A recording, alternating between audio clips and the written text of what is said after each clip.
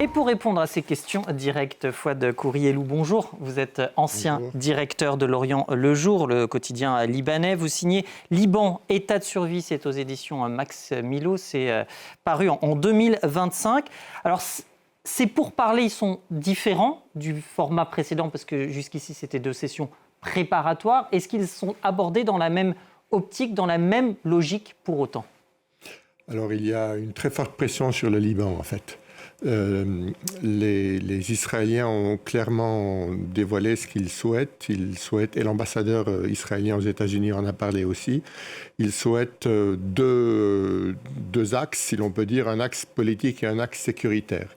Ils veulent à la fois un axe politique qui mène à des accords de paix, et dans leur esprit, ce sont des accords de normalisation, ce qui est difficile à accepter pour une bonne partie de la population libanaise en tout cas.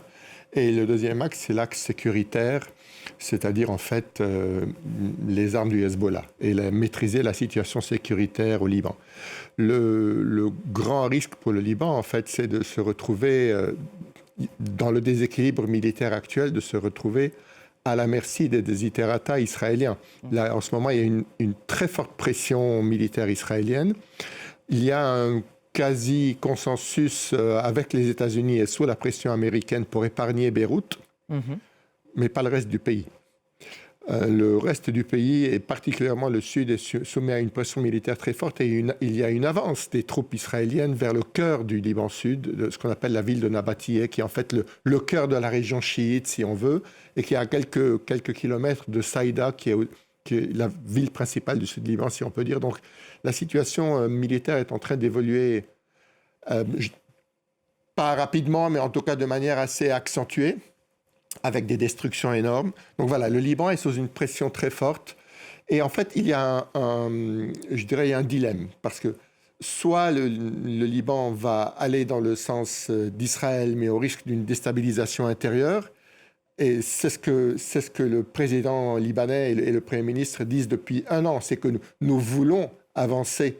Le gouvernement libanais a déclaré les armes du Hezbollah illégales, les activités militaires du Hezbollah illégales, mais il ne s'est pas résolu à le faire sur le terrain, à agir sur le terrain. Ça, c'est d'un côté. Donc, si nous voulons aller dans ce sens, nous risquons une division, un problème interne. Et si nous ne faisons rien, nous risquons la destruction par l'armée israélienne, d'autant que en face, le Hezbollah ne joue pas le jeu. En tout cas, il ne joue pas le jeu du gouvernement libanais. Le Hezbollah joue le jeu de l'Iran et il joue le jeu qui est de dire on va monter les enchères face à Israël parce que ça sert la négociation iranienne face aux États-Unis. Donc, quelle est la solution dans tout cela ? Il y a une solution ou un début de proposition que les Américains ont fait par la bouche de Marco Rubio, en fait, et que ça a été répété, c'est de dire si vous ne voulez pas le faire vous-même, c'est vrai que les Américains financent l'armée libanaise, donc elle est un peu, je dirais, à la merci de l'aide extérieure, l'armée libanaise. Pas totalement, mais en partie.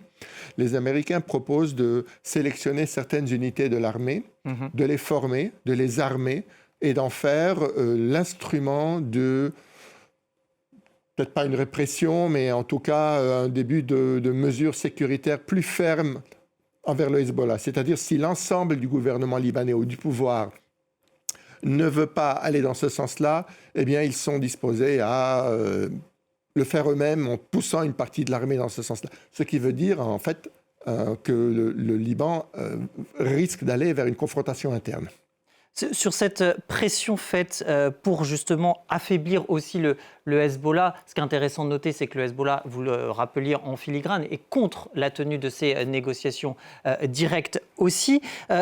Quand on voit que le Hezbollah a été affaibli par la guerre qu'a menée Israël contre lui depuis 2024, qui a perdu plusieurs de ses têtes aussi, qu'est-ce qui reste aujourd'hui du mouvement chiite et quels sont finalement les leviers pour le Liban pour pouvoir le désarmer? Alors malheureusement, le Hezbollah aujourd'hui est passé presque totalement sous le commandement direct des gardiens de la révolution iranienne, en tout cas l'aile militaire du Hezbollah. Alors il y a une aile politique et une aile militaire, mais on dit souvent qu'en fait le Hezbollah c'est une milice qui a une aile politique. Donc en fait c'est la formation armée qui dirige les choses et aujourd'hui ce sont les Iraniens qui commandent. Donc, le Hezbollah semble, encore le secrétaire général du Hezbollah hier a refait une déclaration dans ce sens. Il semble déterminé à se battre jusqu'au bout. Et les destructions qui sont causées au Liban Sud, à la communauté chiite, n'ont pas de poids réel dans cette position-là. Donc ils veulent aller jusqu'au bout. L'enjeu, en fait, sans trop développer ça, parce que la situation est assez complexe, il y a une rivalité, il y a d'un côté une montée israélienne et d'autre, il y a une opposition iranienne, mais il y a aussi l'Arabie saoudite et la Turquie qui sont un peu au milieu et qui essaient de faire le balancier et de trouver un compromis dans tout ça. Ce que le Hezbollah veut, en fait, c'est résister jusqu'au bout. Et jusqu'où Parce que quand on voit, je rappelais le fait qu'ils avaient quand même perdu de nombreux effectifs, des chefs emblématiques, jusqu'où résister? C'est dire, vous aurez beau détruire, vous ne pourrez pas briser notre volonté. Pourquoi? Parce que, en réalité, ils sont soutenus par l'Iran. Mais ça veut dire aussi, pardon de vous couper, qu'Israël, en voulant désarmer le Hezbollah, s'est trompé de stratégie finalement? Alors non, la situation est un peu plus complexe que ça, parce qu'aujourd'hui, en pratique, le Hezbollah ne peut pas... on avait entendu parler de velléité de coup d'État du Hezbollah, si on peut dire, c'est-à-dire de changer la donne politique au Liban en sa faveur. Ayant résisté dans le sud, il se reporterait sur l'intérieur. Alors ça, ce n'est plus tellement possible, en tout cas... je dirais que Israël a démontré qu'il avait une maîtrise du ciel suffisante pour que si le Hezbollah essaie de se déployer sur le terrain à Beyrouth, il le frappera du ciel. Le 8 avril, le mois dernier, le 8 avril, il y a eu 100 raids aériens israéliens en 10 minutes sur diverses positions à Beyrouth même, dont on suppose, alors on n'a pas totalement la carte et la démonstration que c'était toutes des positions du Hezbollah, mais on suppose que, eh bien, c'était... on sait qu'il y a eu des caches d'armes qui ont été bombardées. Donc, ce que le Hezbollah sait aujourd'hui, c'est que s'il veut se déployer sur le terrain, il sera frappé par les airs. Premier élément. Deuxième élément, il y a la menace d'une intervention de la Syrie, qui aujourd'hui est dans le camp opposé. Donc, un coup d'État à l'intérieur du Liban, à Beyrouth, est difficile pour le Hezbollah. À partir de là, il y a une sorte d'équilibre de la terreur à l'intérieur même du pays. Ce que font les Israéliens et les Américains, c'est que les Israéliens font la pression dans le sud. Ils essayent, en fait, à travers cette pression militaire, à travers l'ampleur des destructions, de diviser la communauté chiite, de créer une scission pour que le support du Hezbollah à l'intérieur de la communauté chiite baisse. Et ça, c'est très mauvais pour un mouvement de résistance. Si la population qui l'entoure cesse de le soutenir autant, ça crée un problème. Et les Américains, de notre côté, essayent de pousser le gouvernement libanais de l'intérieur à commencer à contrer le Hezbollah à Beyrouth même, en déclarant par exemple des zones comme Beyrouth, libres d'armes. C'est un peu le terme qui a été utilisé. C'est en désarmant certaines régions, non pas le Hezbollah, mais certaines régions. Donc on commence à cerner en fait le Hezbollah. Donc c'est un peu la stratégie du gruyère qu'ils essayent de faire. Face au Hezbollah, Israël et les États-Unis essaient d'aller dans ce sens-là. Le problème, c'est que c'est très coûteux. Et ça peut coûter énormément au Liban et à la population. Alors précisément, la population, cette population libanaise prise entre deux feux, on en a évoqué un mot tout à l'heure ensemble, mais je voudrais qu'on envoie une illustration avec ce reportage de notre correspondant à Beyrouth, Serge Berberi.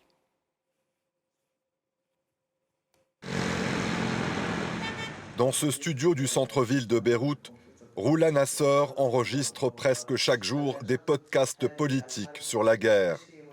Et pour elle, une paix avec Israël reste totalement inimaginable. Beaucoup ne croient ni à la paix ni aux négociations avec Israël. Nous ne reconnaissons pas l'État d'Israël qui est responsable de l'occupation des terres palestiniennes.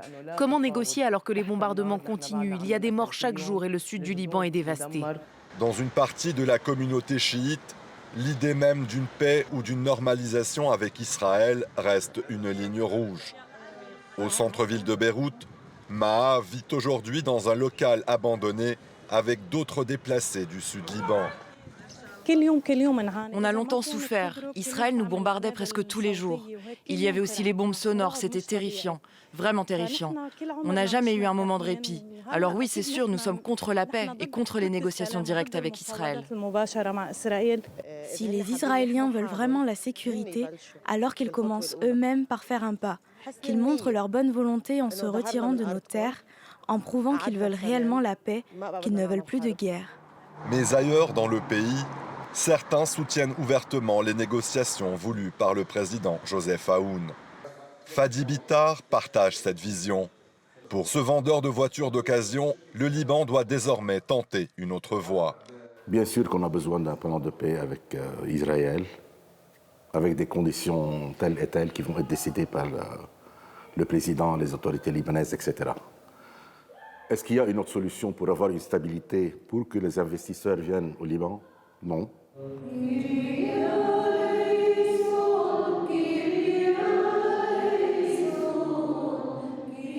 Dans cette église au sud-est de Beyrouth, la communauté chrétienne regarde aussi ces négociations avec espoir. Pour eux, Israël reste avant tout la Terre sainte. Le pape Léon nous a appelés à prier pour la paix. Une paix avec les pays voisins nous permettrait enfin de visiter la Terre sainte. J'aimerais tellement la découvrir comme l'ont fait nos ancêtres.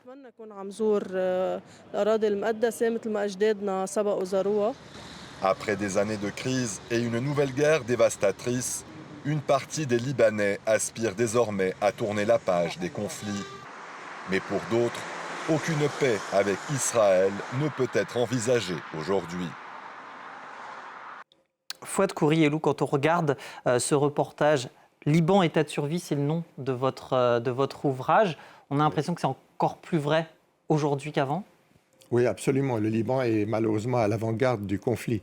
Aujourd'hui, il y a deux solutions. Soit les États-Unis et l'Iran trouvent un accord, et cet accord serait potentiellement favorable à certains intérêts américains, ouvrirait la voie au désarmement du Hezbollah. Si ce n'est pas le cas, il est à craindre qu'Israël ne va pas reculer, et les États-Unis non plus. Et donc le Liban reste à l'avant-garde du conflit irano-américain, israélo-iranien, et la solution militaire sera mise en place, malheureusement. D'autant plus qu'aujourd'hui, la Syrie n'est plus dans le camp pro-Hezbollah, donc il est cerné au Liban, et le Liban est cerné avec lui. Donc voilà, les élections israéliennes ont lieu à la fin de cette année, en novembre, je pense. Et donc d'ici là, il est à craindre que l'escalade se poursuive, parce que Benjamin Netanyahou n'a pas intérêt à arrêter l'escalade pour l'instant. Alors elle pourrait même avoir lieu un peu plus tôt, puisqu'il y a eu un projet de loi qui a été soumis au Parlement israélien et qui prévoit la dissolution du Parlement. Merci beaucoup Fouad Khouri-Elou, ancien directeur de L'Orient le Jour, auteur, on le voit à l'antenne, de Liban, état de survie aux éditions Max Milo. C'était en 2025. Merci à vous.